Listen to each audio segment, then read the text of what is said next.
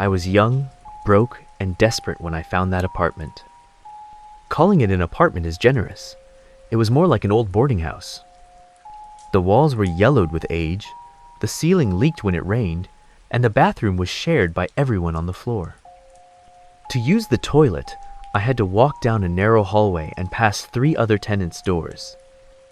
If their kitchen windows happened to be open, we could literally see each other's faces through the gaps. Still, I kept to myself. I wasn't looking for friends, just a place cheap enough to survive in. It was in mid-July when the strange thing started. One night, I woke up and noticed something wrong with the wall beside my bed. The stained, mold-specked surface was changing. Slowly, it became translucent, like fogged glass clearing up. Through it, I could see a wide, grassy field bathed in pale light. In the center, a small man was kneeling. Perfectly still, hands resting on his thighs, his face too blurred to make out. Then, just as suddenly, the wall turned solid again. I told myself I was tired, half dreaming. But the next night it happened again, and again. Every night for a few seconds that same scene would appear: the field, the kneeling man like someone was opening a window to somewhere else. I tried to ignore it, but it gnawed at me. Then, one Sunday night near the end of July, my landlady knocked on my door. She lived at the end of the hall, a sharp, nosy woman who ran the place like a drill sergeant. I thought she was there to complain about late rent, but instead she said, "Could you come with me?" The man next door. "Something's wrong. I can't get him to answer." We walked to the neighboring room and opened the door. He was lying face down in the entryway, head turned toward the dark interior, limbs slack like his strings had been cut. "Hey!" I shouted, kneeling beside him. "Sir, can you hear me?" When I touched his shoulder, his skin was ice cold. His face was purple with livor mortis. "He's gone," I whispered. The landlady called the police. They came, took notes, examined the body. They said there were no wounds, probably natural causes, and promised to contact his family. I was shaken but holding it together until they lifted the body. As the stretcher tilted, the man's side split open. A thick black liquid oozed out, dripping onto the floor. The smell hit me like a punch, rotting meat and sewage. I gagged, ran back to my room, slammed the door, and locked it. That stench haunted me for weeks. After that night, the wall stopped turning transparent, but something worse took its place. I began hearing him. Every evening, right around dusk, there'd be the clinking of dishes, water running, soft footsteps. Sometimes a chair scraped the floor. It sounded like someone quietly living their life next door. But I'd seen his body. I'd seen them carry him out. The sound followed a pattern, predictable, ordinary, too ordinary. And then came the nights when I had to use the shared bathroom. The hallway was always dark and silent, except for that one door, his door sitting slightly ajar. I'd hold my breath when passing it, certain that if I made a sound, I'd hear him move. Or worse, see his face through the gap. By September, most of the other tenants had moved out. One by one, their rooms emptied, until I was the only one left. Even the landlady decided she'd had enough, muttering about bad energy and time to tear the place down. She told me to move out by the end of the month. When I left, I didn't look back. Years later, that building was demolished and replaced with a clean, modern apartment complex. White walls, polished floors, glossy promotional photos online. It looks perfect. But sometimes, when I walk by that street, I still feel the air shift, like the wall beside me is about to go transparent again. And in the corner of my eye, I swear I can see him. The small, kneeling man on a field of grass, still waiting, motionless on the other side.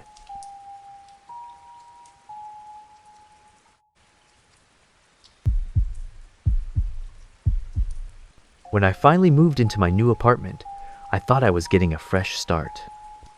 It was small, quiet, top floor, corner unit, perfect for someone who wanted to disappear for a while. I'm old-fashioned, so during my first week, I went around the building with little boxes of cookies, knocking on doors and introducing myself. Most people were polite, or at least pretended to be, until I got to the second floor. Every single door there was empty. No nameplates, no mail, no sound. Just hollow silence and a faint smell of dust, like nobody had lived there in years. It should have bothered me more than it did, but honestly, I just felt relieved.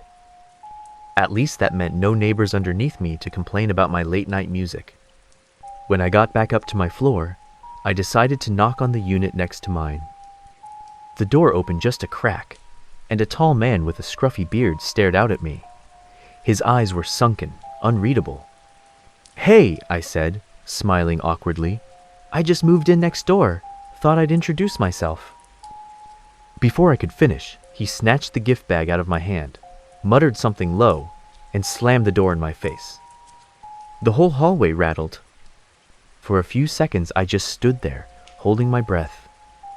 Then I told myself the same thing anyone would in my position. Keep your head down, don't make noise, don't give the weird guy a reason. For the next few days, everything was fine, quiet, until I started hearing her. At first, I thought the man had a girlfriend. Soft laughter through the wall, muffled talking, sometimes the sound of humming. Her voice was low, smooth, almost comforting. But I never saw her. Not once. Not in the hallway, not taking out trash, not even a shadow through the frosted glass of his balcony door. Weeks passed. Her voice became a nightly presence, like the ticking of a clock I couldn't shut off. I even caught myself wondering what she looked like. Then, one night, things changed. The calm, gentle talking turned into shouting. Her voice was sharp, angry, panicked. I pressed my ear to the wall, expecting to hear him shouting back, but there was nothing, just her. Then came the crash.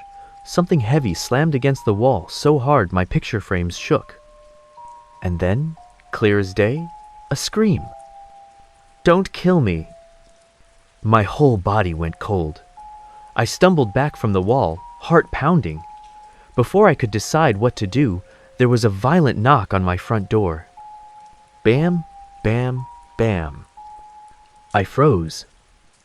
The knocks came again, harder this time, shaking the door. "Open up." It was the man's voice. "Come on, open the door." He sounded furious, frantic. My hands were slick with sweat as I backed away, holding my breath, praying he'd think I wasn't home. Then the small window next to my door shattered. Glass exploded across the floor, and suddenly his face was pressed against the hole, red, wild-eyed, breathing hard. I was sure that was it. I thought I was about to die right there. But then he said something that made my brain short-circuit. "Are you okay?" he gasped. "I heard screaming. I thought you were in trouble." For a moment, I couldn't even form words. When I finally did, I shouted back, "What are you talking about? The screaming came from your apartment. I heard your girlfriend yelling for help." He stared at me, completely confused. "Girlfriend? I don't have a girlfriend." We stood there for a long time, both breathing hard, both trying to piece together what had just happened. Eventually, we calmed down enough to talk it through, and that's when it got really strange. He told me that for months he'd been hearing a woman's voice through my wall, talking, laughing, sometimes crying.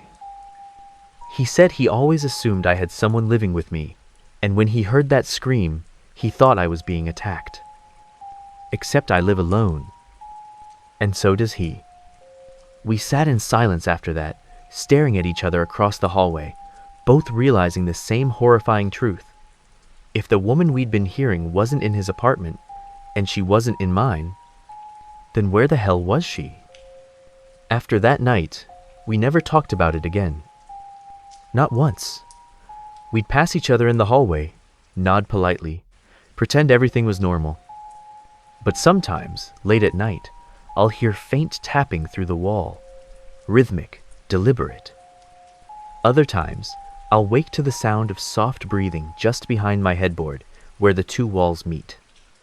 And when it gets very quiet, I swear I can still hear her whispering right between us, trapped somewhere inside the wall itself. She never screams anymore. Now she just laughs.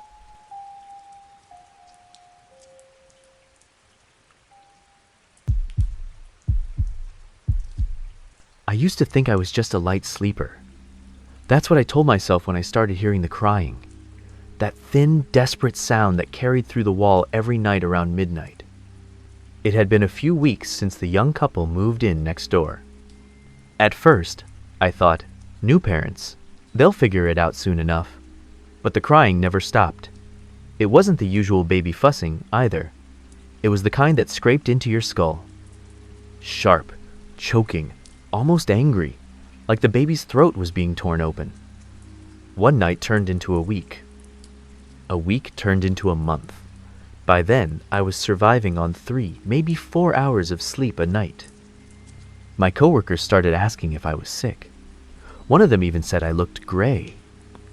I complained to the building manager, who promised to speak with them. Nothing changed. I even tried knocking on their door myself, but every time, no one answered. Or I'd hear footsteps, quick retreating followed by silence.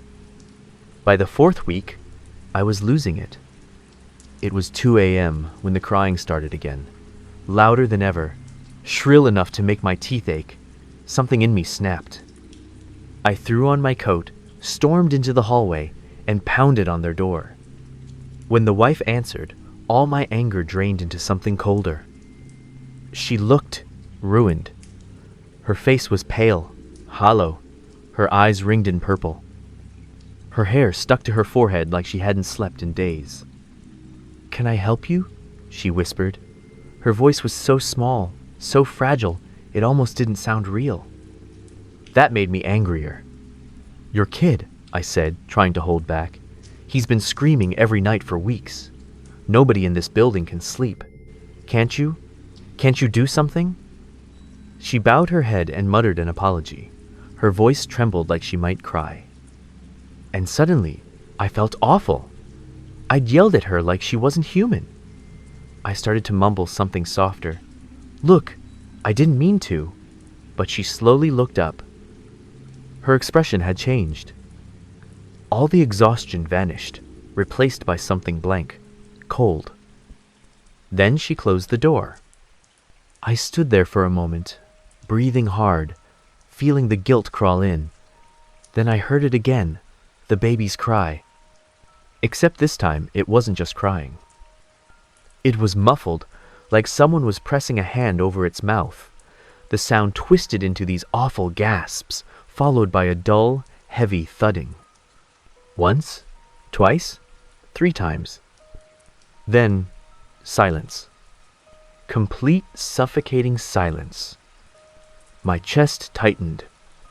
I turned back and started pounding on their door again. "Hey, are you okay in there?" The door opened, and I swear my heart stopped. She stood there, still in her nightgown, but now she was covered in blood. It was smeared across her arms, her face, the walls behind her. She was holding a kitchen knife. Her eyes were wild, red and wet from crying. "You," she said, her voice low, shaking. "You did this. You made me do this." And before I could move, she raised the knife and dragged it across her throat. Right in front of me. Everything after that is a blur. I remember the blood, the scream caught in my throat. Then nothing. Darkness. When I woke up, it was morning. I was in my own bed, tucked in, like nothing had happened. For a second, I thought I'd dreamt the whole thing, but my heart was racing, and my clothes still smelled faintly of iron. I ran next door and rang the bell over and over until someone answered. A woman, the same woman, opened the door. Except she looked completely different. Her hair was clean, her skin bright, makeup perfectly done. She smiled politely and said, "Can I help you?" I stammered. "The baby, Is the baby okay? Her brow furrowed. Baby? We don't have a baby. I just stared at her. You don't... What? We just moved in last week, she said. No kids. It's just me and my husband. My stomach turned. I went straight to the building manager and demanded answers. He hesitated, then sighed and told me something I'll never forget. Years ago, a woman had lived in that exact apartment, a young mother with an infant. The baby cried every night, keeping everyone awake. One of the neighbors, fed up and exhausted, came over to complain. They argued. It got heated. And then the mother snapped. When the police arrived, they found her and the baby dead. The walls were soaked in blood. That unit had stayed empty for years. But everything I described, the crying, the mother's breakdown, the knife, the blood, matched the old case exactly. I moved out the next day. But the night I left, as I carried the last box through the hallway, I noticed the door to that apartment was slightly ajar. The room inside was dark. I told myself not to look. Then I heard it. A faint choking cry, like a baby gasping for air. It came from the darkness beyond that door. I didn't wait to hear more. I ran. Sometimes I wonder if what I heard wasn't a haunting, but something worse. A place that still remembers what happened, replaying it forever. And maybe for one night, I wasn't hearing it from the outside. Maybe I was inside it, playing the part of the neighbor who knocked too late. Now, when I hear someone's baby crying in the night, I don't complain. I just close my eyes and listen. Because sometimes, that might be the only way the dead remember they're not alone.